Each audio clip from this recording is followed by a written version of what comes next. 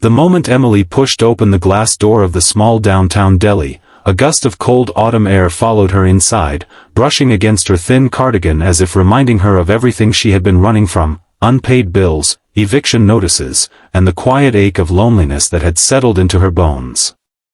Her hands trembled from exhaustion as she stepped toward the counter, her eyes scanning the array of sandwiches behind the curved glass. She hadn't eaten a real meal in more than a day, and the room felt as though it was tilting gently beneath her feet. But the most heartbreaking part was not the hunger, nor the weariness. It was the handful of coins she clasped in her palm, the last remnants of a life that had fallen apart far too quickly, leaving her clinging to the hope that somehow, today would be just a little kinder. Before the story continues. If you believe kindness still exists in this world, and that everyone deserves a second chance, please like, comment, share the video, and subscribe to the channel. Your support helps keep these stories alive. Emily lowered her gaze, hoping no one saw the embarrassment tightening her throat. The deli was warm, bright, and smelled faintly of fresh bread. People chatted happily in small groups, their conversations floating above her like a language she no longer belonged to. Her clothes were clean but faded. Her hair, usually tied neatly, fell in soft, tired strands around her face. She approached the counter cautiously, glancing over her shoulder as if someone might judge her for daring to buy even the smallest meal with the little she had left. The young cashier waited patiently, offering a polite smile, but Emily's heart pounded so loudly that she barely heard the words asking what she would like. Standing just a few feet away was a man who looked as though life had shaped him through both storms and sunshine. He wore a simple gray jacket, rugged at the edges, the kind that belonged to someone who worked hard with his hands. His son, a little boy with bright eyes and a backpack bouncing by his knees, stood beside him, humming softly while staring at the pastries. The man's expression shifted subtly when he noticed Emily's trembling hands, the way her fingers fumbled through the collection of coins, quarters, dimes, nickels, each one a tiny fragment of her dignity slipping away as she counted and counted again. Emily whispered the price of the smallest sandwich under her breath, making sure she had enough. She knew she didn't. She knew before she counted. But she hoped, the way hungry hearts often hoped, that maybe she had miscalculated, that maybe grace would appear in a mathematical miracle. It didn't. A faint wave of dizziness washed over her, the edges of her vision blurring as she swallowed hard. She couldn't walk away. She couldn't ask for help. And she couldn't bear the humiliation of admitting she didn't have enough. The single dad saw everything, not just the coins, not just the fear, but the story behind her eyes. He had lived parts of it himself, in the years after his wife passed away unexpectedly, leaving him to raise their son alone. He remembered holding his own handful of coins once, too ashamed to meet anyone's gaze. So he stepped just a little closer, his voice low, warm, and steady, telling her not to worry, that she could keep her money. It wasn't a grand gesture. It wasn't a dramatic rescue. It was quiet, gentle, the kind of kindness that reaches a person where words cannot. Emily froze. Shame and gratitude collided inside her chest. She shook her head, insisting she was fine, that she didn't need help, but her body betrayed her exhaustion. The man gently placed a wrapped sandwich on the counter, sliding it toward her with a soft, reassuring look. The cashier pretended not to notice anything unusual, simply ringing it up with a sympathetic smile. Emily's fingers hovered above the sandwich, trembling, before she finally accepted it, her voice breaking into a whisper of thanks she couldn't fully form. The deli's warm light blurred as tears pricked her eyes. She felt something she hadn't felt in weeks, seen. When she stepped aside to let the father order for his son, she found a small table in the corner and sank into the chair, her knees weak. As she unwrapped the sandwich slowly, as though it were fragile, she inhaled deeply, letting the smell of fresh bread fill her starving senses. That single act of kindness unraveled something inside her. She didn't know how long she sat there, lost in thought, but when the father walked past her table, his son beside him, he offered a simple nod, one that said, "You matter." Emily held on to that nod like a lifeline. But kindness, she would soon learn, was often the beginning of something bigger. For the next few days, Emily returned to the library where she spent most of her time searching for jobs. She had lost her position as a receptionist months ago, the company downsizing without warning.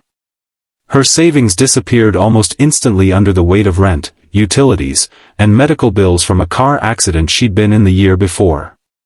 The irony was painful. She survived the accident, but her life afterward had slowly collapsed. Even her family was far away, unreachable, living states apart and struggling with their own burdens. Every night, she returned to the tiny room she rented in a shared house, where the walls felt too thin and the loneliness too thick. She kept thinking about the deli. About the strangers who didn't treat her like one. She wondered what kind of life the man had lived to make him so instinctively kind. She wondered what it would be like to not feel alone. Several evenings after the encounter, she walked past the deli again. The lights glowed warmly through the windows, illuminating the shelves of freshly made sandwiches and pastries. She didn't plan to go inside, but her feet carried her there anyway, drawn to the memory of warmth. When she stepped through the door, she spotted the same little boy sitting at a table near the window, swinging his legs and drawing shapes on a napkin. The father sat across from him, reading something on his phone. Emily hesitated, unsure whether approaching them would feel intrusive. But as she turned slightly, the little boy looked up, smiled brightly, and waved as though greeting an old friend. Something in that simple gesture tugged her forward. The father looked up, surprised but warm. Emily apologized for intruding, but he shook his head gently, telling her she wasn't intruding at all. He remembered her. He had wondered if she was doing all right. She assured him she was fine, even though the truth sat like a stone in her chest. He didn't pry. Instead, he invited her to sit with them, his son scooting over enthusiastically. Emily felt a strange sense of comfort she hadn't experienced in so long. They talked about little things, her job search, the boy's love for drawing, the father's work as an auto mechanic at a local shop. His name was Daniel. His son was Noah. And as she listened to Noah explain his colorful scribbles with absolute seriousness, Emily found herself laughing softly, the sound surprising her. It had been so long since laughter felt natural. Over the next weeks, life pulled them together in small, unexpected ways. Emily sometimes stopped by the deli after a long day of job applications, and if Daniel and Noah were there, they waved her over. Daniel never asked too much about her struggles, but he listened when she spoke. He shared stories of raising Noah alone, the financial battles, the overwhelming nights, the guilt of feeling like he was never enough. Emily shared little bits of her own hardships, never diving too deep, but enough for him to see the weight she carried. Kindness grew into companionship. Companionship grew into trust. Trust grew into soft, unspoken hope. Then came the day Emily received another rejection email, her 9th in 2 weeks. She sat on a bench outside the library, burying her face in her hands. The sky hung heavily above her, gray and threatening rain. She felt like she was drowning in slow motion, her life slipping through her fingers again and again no matter how tightly she tried to hold it. She didn't know Daniel had walked Noah to the library for their weekly reading time. She didn't know he saw her sitting there, her shoulders trembling. He approached quietly, sitting beside her without saying a word. When she finally looked up, her eyes red and tired, he didn't ask what was wrong. He simply told her she didn't have to pretend she was all right. Emily broke. Not loudly, not dramatically. But in the soft, painful way people break when they've been strong for too long. Daniel didn't offer solutions. He didn't offer pity. He offered presence. And sometimes, presence is the very thing that keeps a person from falling apart completely. In the following weeks, Daniel encouraged her to apply for a position at the auto shop where he worked. They needed someone to manage bookings and paperwork. Emily feared she wasn't qualified enough, but Daniel insisted she was. And when she interviewed, something shifted. She felt grounded, confident, supported. She got the job. The first steady paycheck she received felt unreal in her hands. She paid off her overdue rent. She bought groceries without counting coins. And on a quiet Friday evening, she walked into the deli again, the memory of that first sandwich blooming inside her like a soft ache. She bought 3 sandwiches, one for herself, one for Daniel, one for Noah. She didn't say it out loud, but everything in her heart whispered thank you. As the months passed, life softened around their edges. Emily grew close to Noah, the boy's laughter becoming one of her favorite sounds. Daniel watched the two of them together, an emotion he couldn't name warming his chest. He had never expected to meet someone who fit so gently into his life.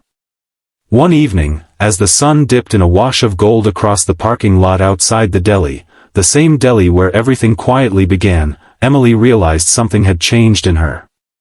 She was no longer holding her life together by threads. She was building something new. And the man beside her, the boy tugging at her sleeve, had become part of that something. Near the end of the story, if this journey touched your heart, please like the video, leave a comment, share it with someone who needs hope today, and subscribe for more inspirational stories. Before we end, comment below, kindness changes everything. Emily stood beside Daniel, watching Noah chase fireflies. She remembered the day she counted coins for a sandwich. The day her life felt like it was folding into nothing. The day a stranger chose compassion over indifference. That moment had become the turning point she never expected, the moment that led her from hunger to healing, from loneliness to connection, from survival to love. And all of it started with a whisper, "Keep your money."